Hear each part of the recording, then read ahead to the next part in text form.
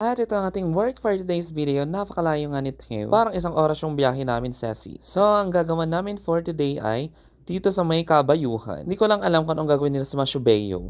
Socialite sila, yes. Talagang ang ganda ng nila, lugar nila. So, yun ang pagkakaiba namin. Ako na mahirap na Shubeo at yung mga mayamang Shubeo.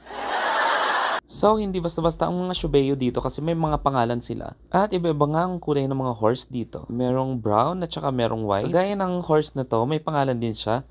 Shihana RH. At ito ding isa, meron din siyang pangalan. Anong pangalan niya? Medyo mahaba, ses, hindi ko kayang basahin. Char. At ito namang horse na to, ay ang pangalan niya ay Laura. Fairness, napakaamo niya. At ito naman yung sister natin na napakahilig sa kabayo. Malakabayo ang size daw ang gusto, ses.